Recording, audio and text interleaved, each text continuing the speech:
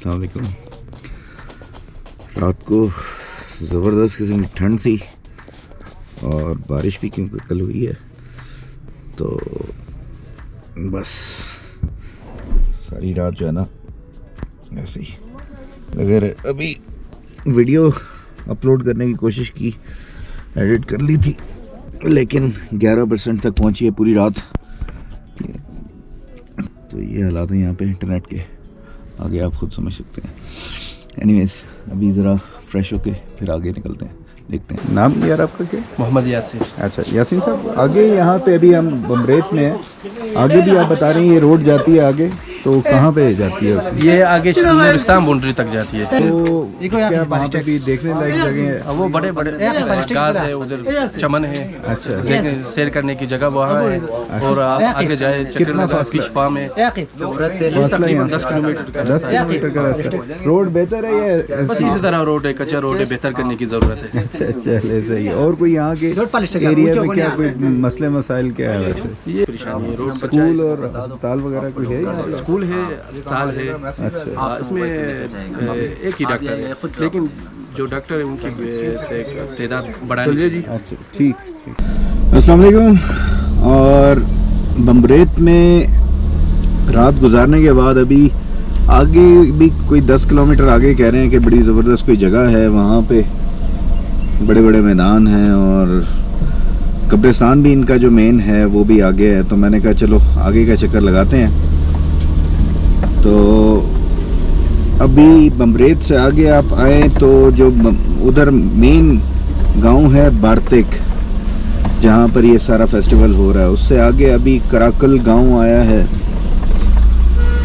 और उसके बाद अब देखते हैं आगे, रास्ता कुछ गड़बड़ सा ही है, लेकिन एहतियात के साथ मैं आगे जाता जा रहा हूँ।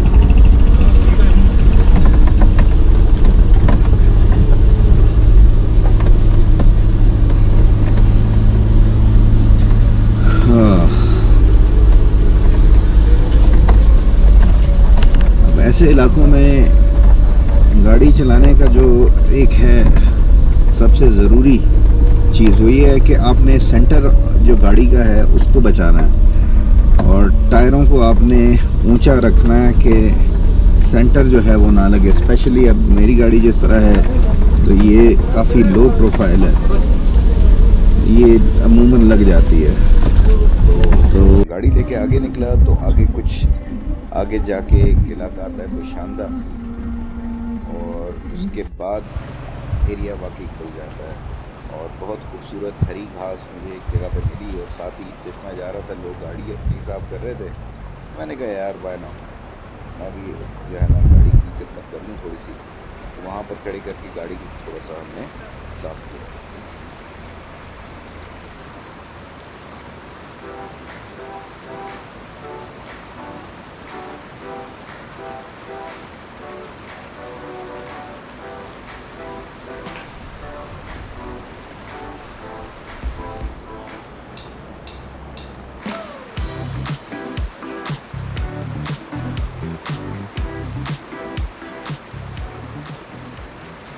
जी असगर साहब से मुलाकात हुई है कैलाश में और ये बड़ी ज़बरदस्त इंटरेस्टिंग स्टोरी सुना रहे। कब गए थे सर आप देवसाई? हम लोग 92-93 में 93 तो उस वक्त तो बहुत ही रोड्स का खस्ता हाल, रोड बिल्कुल नहीं थी। जब जग रोड से हम उतरे और उस वैली में गए वहाँ से आगे रोड ही नहीं थी, और वो रोड तो और भी ख़राब। हम लोग रात के टाइम पहुँचे अस्तोर में, वहाँ एक स्कूल था, उधर हम घुस के अंदर, वहाँ हमने कैंप किया गुलाल उद्दीना।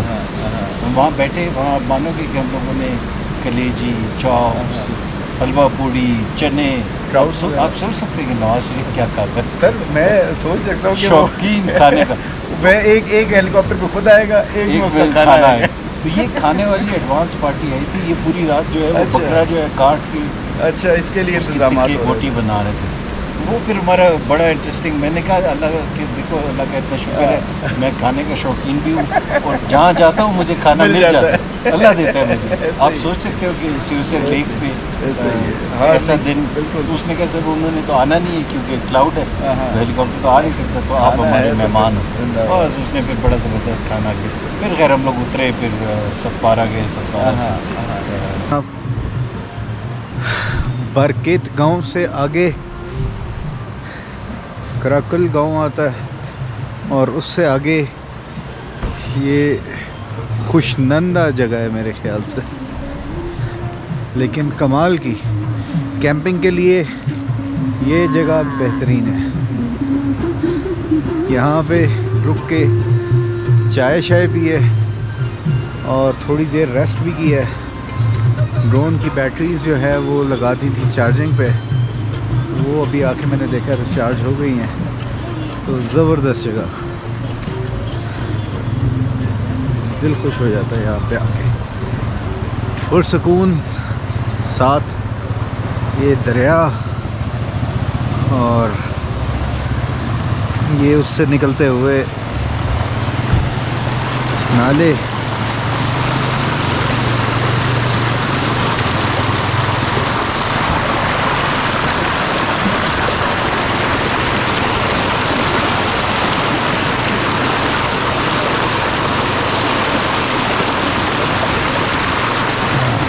के जाने से पहले यहाँ पे ये कह रहे हैं कि ये चश्मा है टैंकी से जो निकल रहा है, उसका पानी बड़ा मज़ेदार है। पिया तो है मैंने, मज़ा आया, तो बोतल में भर लेते हैं ताकि। यहाँ से वापस जाने से पहले इस एरिया के कुछ ड्रोन शॉट्स आपसे शेयर करता हूँ, ताकि इस वैली के बारे में थोड़ा सा आपको आइडिया हो कि कहाँ पे मैं था और यहाँ से कैसे व्यूज़ थे।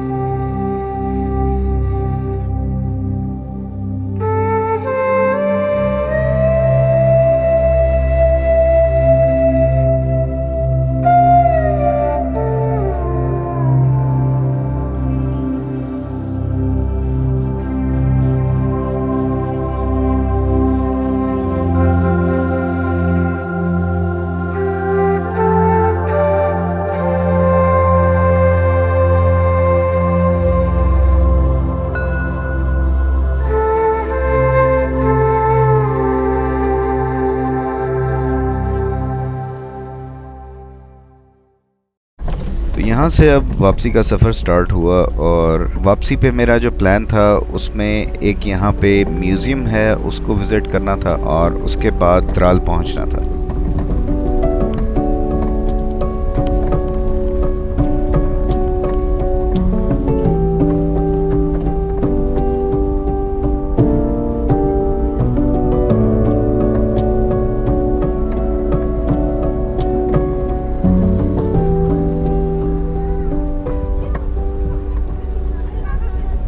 रोड पर जब आप गाड़ी चला रहे होते हैं तो इतना अंदाज़ा नहीं होता, लेकिन जो गाड़ी के टायर में हवा थी, वो मुझे गुजरते हुए शख्स ने बताया कि आपकी अगले फ्रंट टायर में हवा कम है। तो उतर के जब देखा तो वाकई काफ़ी कम थी, तो उसको फिर मैंने कहा कि एयर पंप निकाल के तो थोड़ा सा इसमें हवा भर लूँ ताकि कोई प्रॉब्लम ना हो।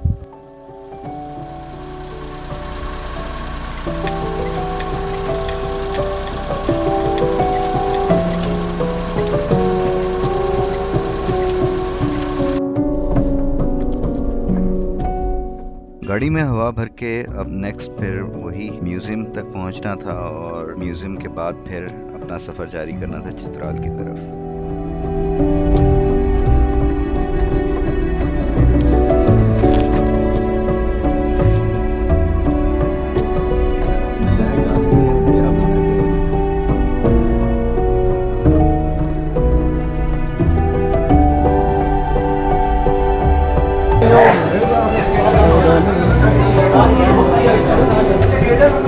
अस्सलाम वालेकुम। Hello hello. बस 10 मिनट है, ठीक है सर। 10 मिनट? 10 मिनट या 5 मिनट। अच्छा। म्यूज़ियम में इस वक्त ब्रेक थी और गार्ड ने मुझे बताया कि 10 मिनट तक वो म्यूज़ियम को खोल देंगे। मैंने कहा चलें, साथ ही दरिया है तो थोड़ी देर टाइम मैं वहाँ पे स्पेंड करता हूँ, 10-15 मिनट, और उसके बाद फिर मैं आ जाता हूँ म्यूज़ियम में इसको एक्सप्लोर करने के लिए।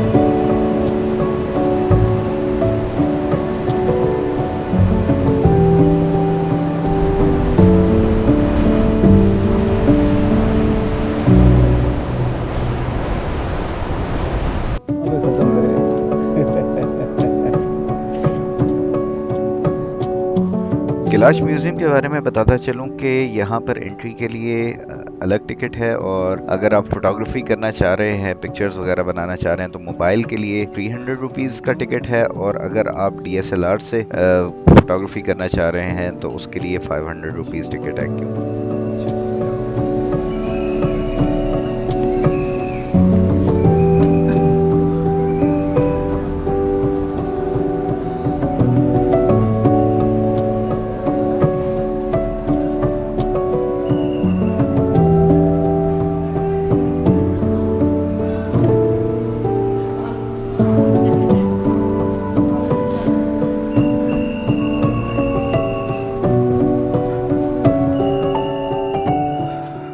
अगर आप कैलाश के कल्चर के बारे में, उनके लोगों के रहन सहन के बारे में इंफॉर्मेशन जानना चाहते हैं, अभी की और आज से कई साल पहले तक वो कैसे रहते थे, तो ये म्यूजियम ज़रूर विजिट करें कि यहाँ से आपको की पुराने तहजीब के बारे में भी पता चलेगा, और जो मुख्तलिफ रवायात, जिस तरह से उनका कल्चर है, इसकी भी बहुत सी इंफॉर्मेशन आपको यहाँ से मिलेगी।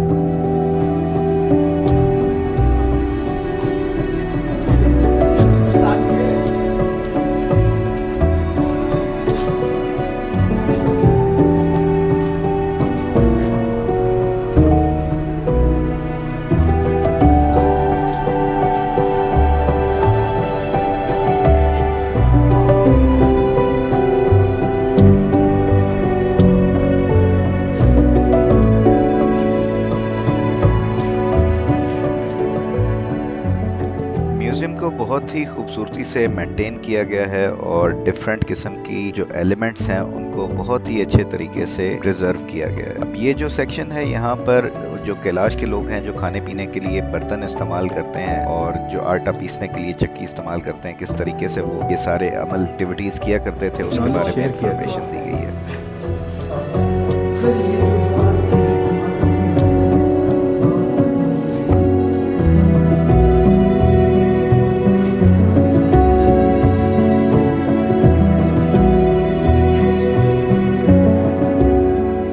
कैलाश के लोगों में जब भी कोई फौतगी होती थी तो वो इस तरह का मुजस्मा लकड़ी से बना हुआ वो कब्र में उस शख्स के साथ वहाँ पे लगाया करते थे। ये कल्चर अब कुछ ख़त्म हो गया है, क्योंकि ये प्रोसेस जो है इसकी कॉस्ट बहुत ज़्यादा है। अब लोग ये बहुत कम करते हैं, या वो शख्स जो इस चीज़ को अफोर्ड कर सकता है वो अपनी कब्र में अपने साथ ही इस तरह से वो उसके अहले खाना वो लगाते हैं।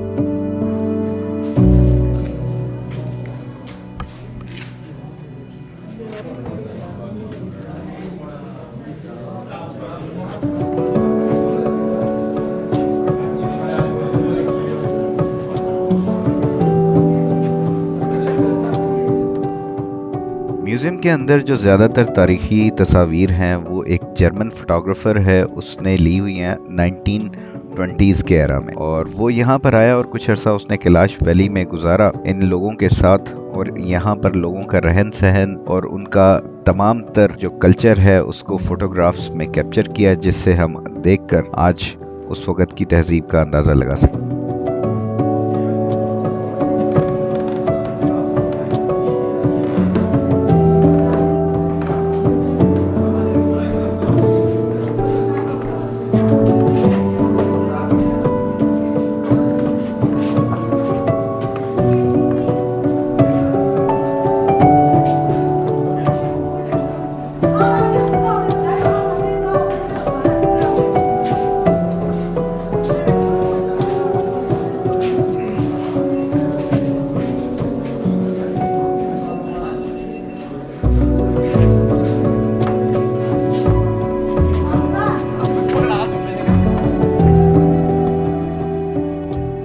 ओवरऑल मेरा जो एक्सपीरियंस था कैलाश के बुमरेत में मौजूद इस म्यूजियम का वो बहुत अच्छा था। जो यहाँ पर गाइड मौजूद थे लड़के, वो भी बहुत ही सुलझे हुए, कर्टियस और वेरी वेल एजुकेटेड, इन्फॉर्म्ड थे। और जो यहाँ पे ऑरा था इस पूरी इन्वायरमेंट का, बहुत साफ सुथरा और वेल मेंटेन्ड था। लाइटिंग बहुत खूबसूरत हुई थी, चीज़ों को बहुत ज़बरदस्त तरीके से वो कॉम्प्लीमेंट कर रही थी। तो hats off to the management. और जो लोग भी कैलाश की कम्युनिटी के बारे में, इनकी हिस्ट्री के बारे में इंटरेस्टेड हैं, इनके कल्चर के बारे में, तो वो ये यहाँ पर बुमरेत में मौजूद कैलाश के ये म्यूजियम, इसको ज़रूर विजिट करें।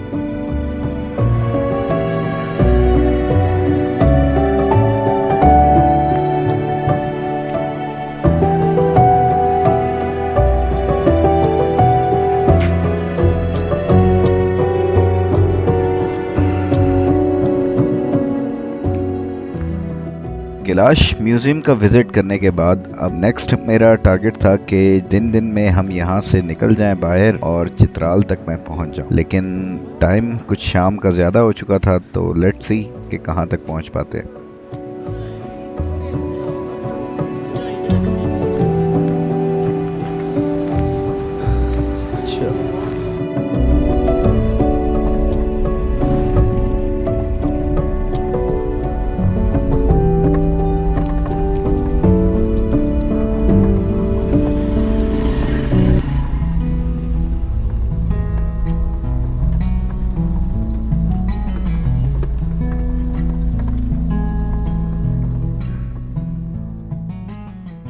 वापसी का सफ़र हमेशा थोड़ा सा डल होता है, लेकिन ओवरऑल जो कैलाश का ट्रिप था मेरा, वो बहुत ही ज़्यादा इंफॉर्मेटिव रहा मेरे लिए। और कल्चर को जिस तरह से मैं एक्सपीरियंस करना चाह रहा था, वैसे मुझे मौका मिला और इन्फॉर्मेशन जो मैं गैदर करना चाह रहा था वो मुझे मिली। Plus at this time of the year landscape बहुत खूबसूरत था जो मैं ड्रोन से कैप्चर कर सका। तो overall very satisfied with this trip. I hope कि आप लोगों को भी कैलाश के बारे में कुछ इन्फॉर्मेशन, कुछ ऐसी चीज़ें मिली होंगी इन व्लॉग्स से जो आपको शायद पहले ना पता हो। और रास्ते की जितनी फुटेज मैंने बनाई, जो इन्फॉर्मेशन आपके साथ शेयर कर सकता था, आई होप कि आपको पसंद आई होगी। कोई फीडबैक आपका हुआ करे तो वो ज़रूर आप शेयर किया करें, ताकि हमें अपने फ्यूचर व्लॉग्स को बेहतर बनाने में मदद मिल सके। अपना ख्याल रखिएगा। अल्लाह हाफिज़।